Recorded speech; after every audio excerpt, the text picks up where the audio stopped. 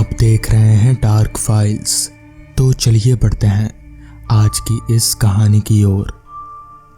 मैं बड़ी बेसब्री से बस के चलने का इंतजार कर रहा था, लेकिन बस का ड्राइवर था कि न जाने कब से इंजन तो चालू कर बैठा था, मगर आगे बढ़ने का नाम नहीं ले रहा था। मैंने गुस्से में आकर अपना हाथ बस की सीट पर दे मारा। मैं अपने एक दोस्त केविन के घर जा रहा था। कॉलेज का आखिरी साल था और हम 5 दोस्तों ने केविन के घर पर इस बार की छुट्टियां बिताने का प्लान बनाया था। लेकिन हमेशा की तरह मैंने सुबह उठने में देर कर दी और मेरी ट्रेन छूट गई। मेरे सारे दोस्त शागुड़ी में मेरी राह देख रहे थे। मेरी लापरवाही की वजह से सारे प्लान पर पानी फिर गया। ऊपर से बस थी जो चलने का नाम नहीं ले रही थी। मैंने मन ही मन उस मनहूस ड्राइवर को कोसा। तभी मेरी बस में एक खूबसूरत सी लड़की चढ़ी और मेरी पास वाली सीट पर आकर बैठ गई। देखने में तो वो मेरी हम उम्र लगती थी। उसे देखते ही मैं अपनी सारी खुन्नस भूल गया। बस भी तभी चल पड़ी जैसे उसके लिए ही इतनी देर से रुकी हो। मैंने तो सोचा था आज ये बस छूट जाएगी। उस लड़की ने अपने हाथ जोड़े और आंख बंद कर खुद से कहा, भगवान का शुक्र है कि ऐसा नहीं हुआ। मैंने देखा उसके दाएं हाथ में एक अंगूठी थी जिस पर हीरे जड़े हुए थे। उन हीरों के बीचों बीच कुछ लिखा हुआ था, लेकिन मैं ठीक से पढ़ नहीं पाया। आप शागुड़ी जा रहे हैं? मैंने बात छेड़ी। हाँ, मैं वहीं जा रही हूँ। उसने हल्के से मुस्काया। मैं भी वहीं जा रहा हूँ। मैं मन ही मन ये सोचकर खुश हो रहा था कि उसकी संगत में सफ़र अच्छा कटेगा। मैं पहली बार जा रहा हूँ। मेरा एक दोस्त रहता है वहाँ। आपको क्या पता नहीं वो जगह जवान लड़कों के लिए खतरनाक है? हालांकि ऐसा कुछ मैंने केविन को भी कहते हुए सुना था कि वहाँ कोई चुड़ैल रहती है जो मर्दों को अपना शिकार बनाती है, मगर फिर भी बातों का सिलसिला जारी रखने के लिए मैंने अनजान बनने का नाटक किया। अच्छा, नहीं, मैंने तो कभी ऐसा नहीं सुना। क्यों? कहते हैं कि जिसके बाद उस लड़की ने अपनी कहानी शुरू की। बहुत साल पहले शागुड़ी में एक लड़की रहा करती थी जिसका नाम था वर्दा, जो एक लड़के से प्यार करती थी जिसका नाम था राघव। दोनों के घर वाले इस रिश्ते के खिलाफ थे। वर्दा के परिवार को जब इस बात की भनक पड़ी तो उन्होंने वर्दा के लिए रिश्ते देखने शुरू कर दिए। वर्दा ने जब ये बात राघव को बताई, उसने घर से भागकर शादी करने की प्लान बनाया। अगले दिन वर्दा अपने घर से भागकर राघव से शागुड़ी के जंगल में मिली। राघव को वर्दा से सच्चा प्यार नहीं था। उसकी नज़र वर्दा के दौलत पर थी। उसे लगा अगर वो शादी करने का बात कहेगा तो वर्दा अपने साथ अपने सारे जेवर भी लेकर आएगी।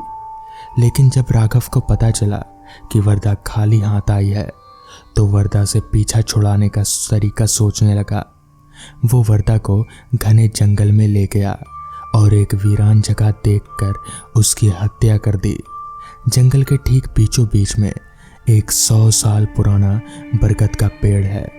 राघव ने वर्दा की लाश को वहीं दफना दिया और वहां से भाग खड़ा हुआ। वर्दा की आत्मा को मुक्ति नहीं मिली और वो वहीं जंगल में भटकती रही।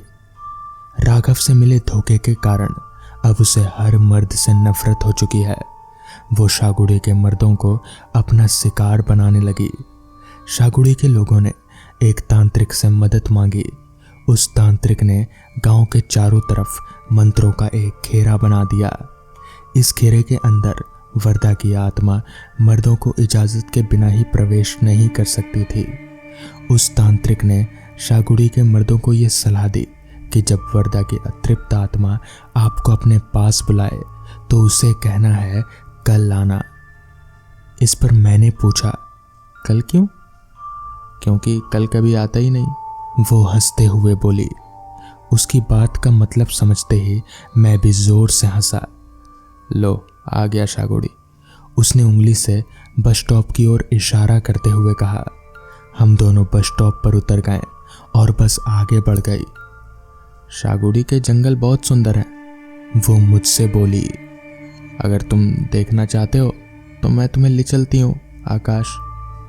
मन तो बहुत हुआ कि उसके साथ उसी वक्त चल पड़ूं, पर केविन और बाकी दोस्तों का ख्याल आया तो मैं पीछे हट गया। आज नहीं, मेरे दोस्त मेरा इंतज़ार कर रहे हैं। मुझे उसे टालते हुए बड़ा अफसोस हो रहा था। लेकिन तुम कल आना, कल मैं ज़रूर आऊँगा। अच्छा, कहते हुए वो मुड़ी और आगे बढ़ गई। मैं भी मुड़ा और 2 कदम आगे बढ़ाए, लेकिन फिर मन हुआ कि एक बार उसे पीछे मुड़कर देखूं। मैंने जब पलटकर देखा तो वो कहीं नजर नहीं आई। मैं भारी मन से केविन के घर की ओर चल पड़ा। लो आ गए लेट लतीफ़। मुझे देखकर केविन जरा नाराजगी से बोला। कितनी बार तुमसे कहा है सुबह जल्दी उठने की आदत डाल लिया करो। तुम्हारी ये देर तक सोने रहने की आदत कब छूटेगी आकाश? इस आदत के कई फायदे भी है दोस्तों। मैं खुशी से पागल हुआ जा रहा था। कैसे फायदे? केविन ने मुझे घूरते हुए पूछा। इस बुरी आदत के कारण तो मैं आज एक अजनबी हसीना से मिला। क्या? लड़की की बात सुनते ही सारे दोस्तों ने मुझे घेर लिया। उसके बारे में पूछने लगे। मैंने उन्हें हमारी मुलाकात का पूरा ब्यौरा दिया और वर्दा की वो कहानी भी सुनाई। झूठ बोल रहा है ये, केविन ने हंसते हुए कहा। ये किसी लड़की वड़की से नहीं मिला। एक तो देर से आता है, ऊपर से हमें बेवकूफ़ बनाने की कोशिश करता है। ये तुम कैसे कह सकते हो? मैं भड़क गया। वो लड़की शागुड़ी की रहने वाली है ना? केविन ने पूछा। तो ज़रा हमें भी मिलाओ। मिलाऊंगा, लेकिन कल, मैंने पूरे विश्वास से कहा। कल मैंने उससे मिलने के लिए आने को कहा है। ये भी झूठ। केविन फिर हंसा। क्योंकि जनाब, अगर वो लड़की शागुड़ी की है तो उसे वर्दा की कहानी भी मालूम होगी। आगे उसने कहा, वर्दा के प्रेमी ने उसका कत्ल नहीं किया था। उसने घर से भागकर वर्दा के साथ शादी करने की योजना जरूर बनाई थी, लेकिन फिर वो खुद ही गायब हो गया। वर्दा ने जंगल में बहुत देर उसका इंतज़ार किया, लेकिन वो जब नहीं आया तो उसने नदी में कूदकर आत्महत्या कर ली। ये है असली कहानी दोस्तों। ये आकाश तो बस झूठ झूठ बोलता जा रहा है। इसे मैंने कहा था कि यहाँ कोई चुड़ैल रहती है जो मर्दों का शिकार करती है। उसके आगे इसने खुद ही मनगढ़ंत कहानी बना ली। ये कैसे हो सकता है? मुझे कुछ गड़बड़ी नजर आई। अचानक मुझे याद आया कि उस लड़की ने जाने से पहले मुझे मेरे नाम से पुकारा था, मगर उसे मेरा नाम कैसे पता चला? मैंने तो कभी बताया ही नहीं। केविन, मेरा दिल जोरों से धड़कने लगा। क्या वर्दा की लाश मिली थी? नहीं, उन दिनों बारिश का मौसम था तो नदी का बहाव बहुत तेज था, इसलिए लाश कहीं बह गई होगी। चलो मेरे साथ। मैंने केविन का हाथ पकड़ा और बाकी दोस्तों को भी साथ चलने का इशारा किया। केविन के बगीचे से मैंने एक फावड़ा भी साथ ले लिया। जंगल में पहुंचकर मैंने पूछा, वो 100 साल पुराना बरगद का पेड़ कहाँ है? उस तरफ, केविन ने हाथ का इशारा करते हुए कहा। हम सब उस तरफ चल पड़े। बरगद के पास पहुंचकर मैंने खुदाई करनी शुरू कर दी। थोड़ी देर खोदने के बाद हमें एक नर कंकाल मिला। हम सब चौंक गए। तभी मैंने उस कंकाल के दाएं हाथ पर कुछ चमकते हुए देखा। मैं पास गया और वहीं जमीन पर बैठ गया।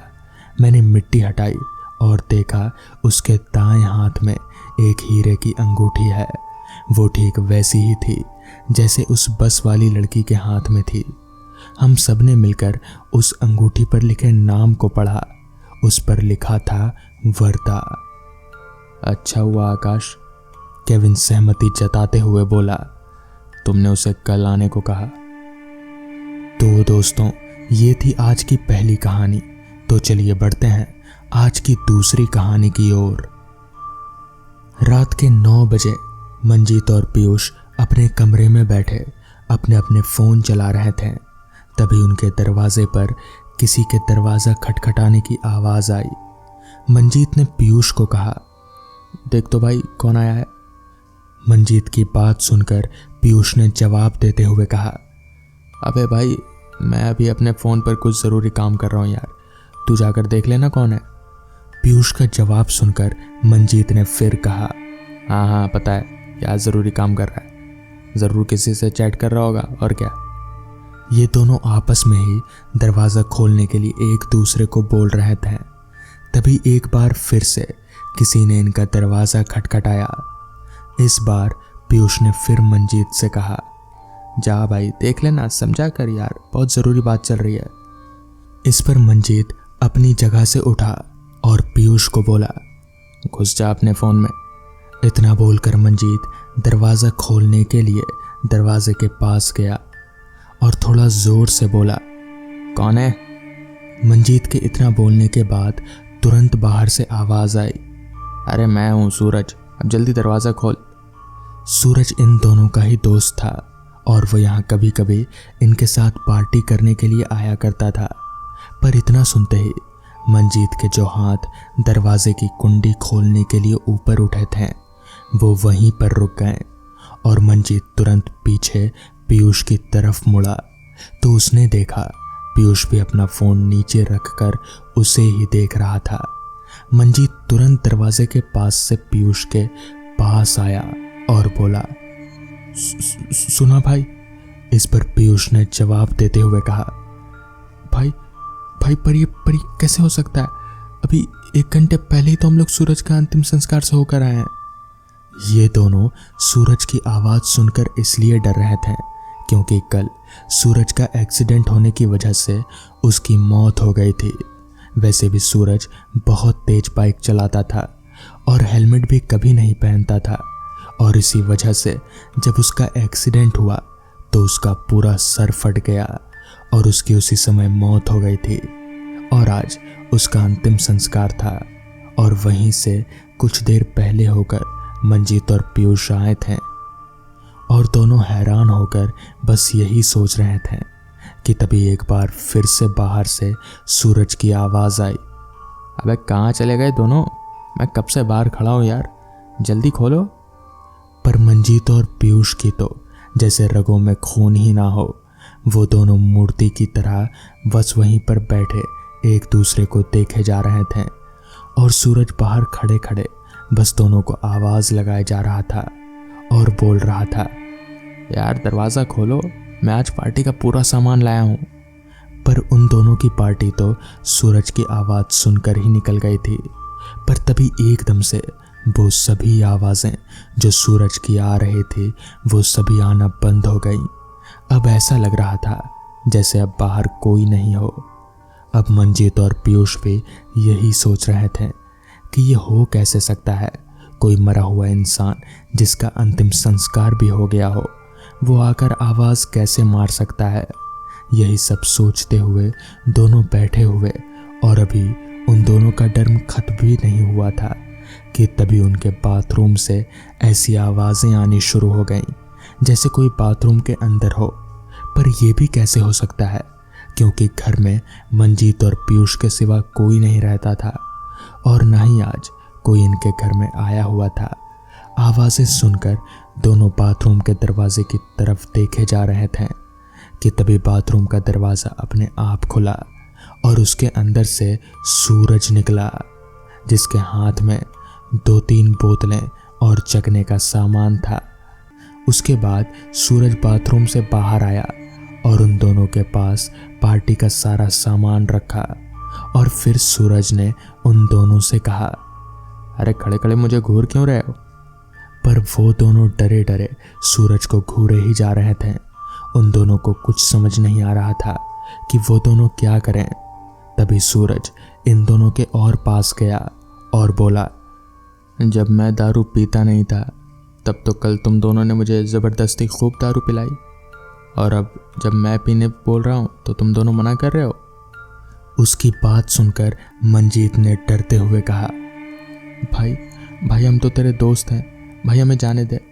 इस पर सूरज फिर बोला, तुम मेरे दोस्त हो इसलिए तो मैं तुम्हारे पास आया हूँ बेवकूफ़।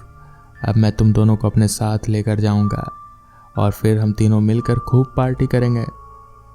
अभी सूरज ने इतना कहा ही था कि तभी उनके दरवाजे पर अचानक से दस्तक हुई। वो दस्तक की आवाज़ सुनकर मंजीत तुरंत आगे बढ़ा और उसने दरवाज़ा खोल दिया। दरवाज़ा खोलते ही उसका सामने पिज़्ज़ा डिलीवरी बॉय था।